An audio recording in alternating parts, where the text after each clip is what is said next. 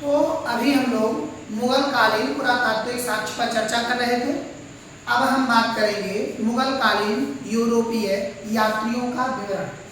ठीक है, तो अब इसके आगे हम लोग चलते हैं, इसको बता देते हैं।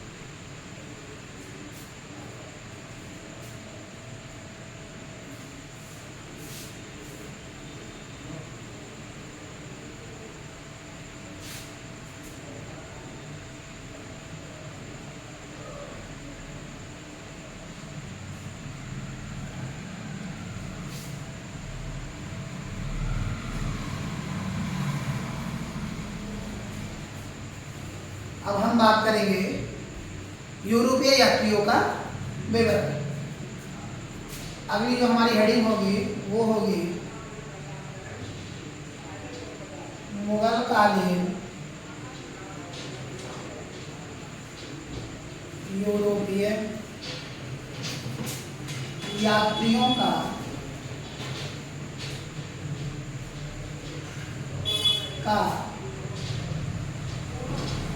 विवरण। ठीक है, मुगल कालीन यूरोपीय यात्रियों का विवरण। चलिए, पहला सबसे पहले जो नाम आता है वो है बारबोसा का। ठीक है, बारबोसा।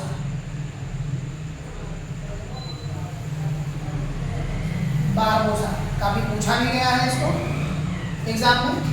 यह एक यूरोपीय यात्री था जो 1500 से 1516 ईस्वी के दौरान आया। यानी कि यह एक कौन था? यूरोपीय यात्री था जो कि 1500 से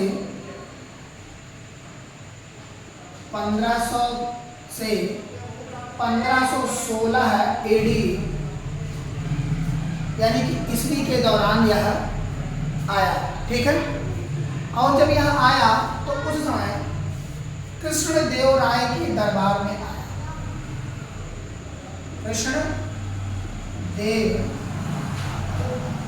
राय के दरबार में आया। ठीक है,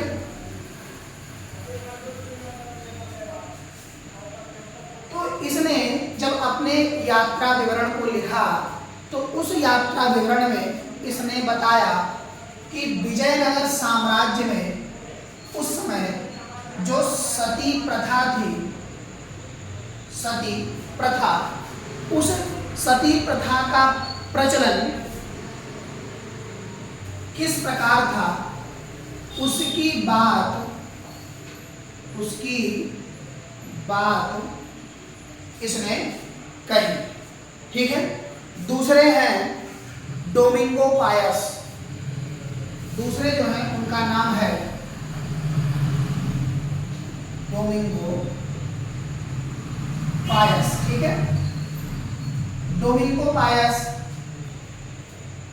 यह जो है 1520 से 1522 ईस्वी के दौरान भारत आए और यह भी कृष्णदेव राय के ही दरबार में आए। ठीक है, यानी कि 1520 से 1522 ईस्वी में यह भारत आया, जो कि यह किसके दरबार में आया?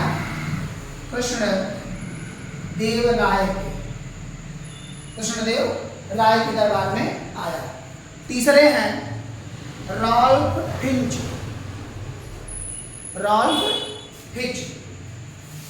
तीसरे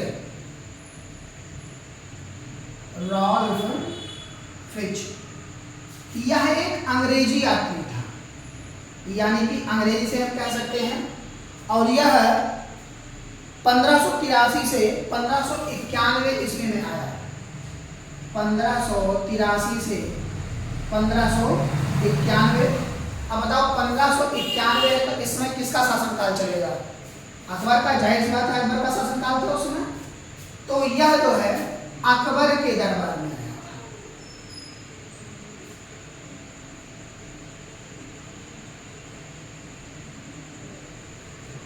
अकबर के दरबार में आया था। अगले हैं विलियम हॉकिंस।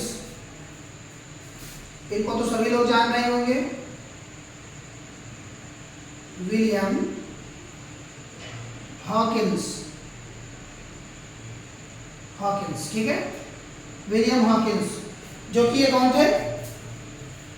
एक जेम्स प्रथम के भेजे गए ये राजदूत थे, विलियम हॉकिंस, जो कि अकबर के दरबार के लिए चले गए थे, लेकिन पहुंचे कहाँ थे? जहांगीर के। क्यों? क्योंकि अकबर का देहांत हो चुका था, यानी कि अकबर मर चुका था।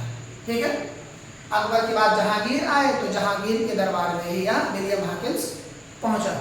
ठीक है, यह 1608 से 1611 ईस्वी के बीच में आया। 1608 से 1611 ईस्वी के बीच में आया, और यह आया जहांगीर के शासनकाल में। जहांगीर, ठीक है, जहांगीर के शासनकाल में। इसके बाद अगला है, यानी कि पांचवा, वो है sir Thomas Roe. Sir Thomas Roe, ठीक है, पता ही होगा इसके बारे में, लेकिन हम आपको बताते हैं कि जहांगीर के दरबार में आया था और जहांगीर के दरबार के लिए आया ही था। ये भी है दोनों। क्यों ऐसे? यह 1615 से 1619 ईस्वी के अंतर्गत आया था।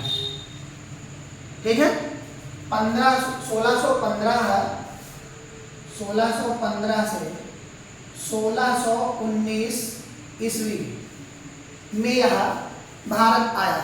ठीक है, उसके बाद यह जहांगीर के शासनकाल में आया था। अंग्रेजी फैक्ट्री स्थापित करने के लिए, कानून पारित करवाने के लिए आया हुआ था। यानी कि यह अपनी क्या करता? फैक्ट्री को स्थापित करता और स्थापना के लिए कानूनी तौर पर पत्र लेने आया था। ठीक है, और आया किसके दरबार में था? जहांगीर के। जहांगीर के दरबार में आया था। उसके बाद आधिकारिक तौर पर, जो कि उनकी पत्नी का उसमें तबीयत बहुत ज़्यादा खराब था, जिससे इसने इलाज किया और वो सही हो गए, और इसने क्या किया? कानूनी पत्र पर जहांगीर ने हस्ताक्षर कर दिया। ठीक है, अगला है फादर मोसेरात।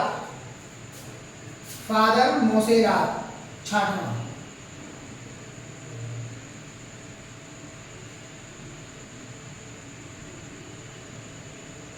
फादर मोसेरात, इनकी अगर हम बात करते हैं तो वह एक पुर्तगाली थे, जो कि 1580 ईस्वी में अकबर के शासनकाल में आए थे।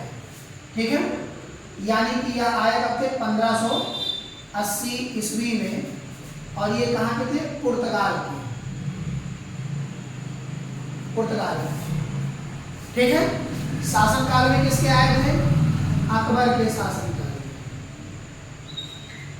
अकबर के शासनकाल में। अगले हैं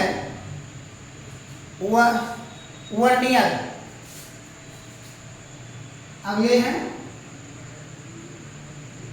वर्नियर, जो कि अगर इनकी बात करते हैं तो यह एक फ्रांसीसी थे, जो कि शाहजहां के शासनकाल में आए थे।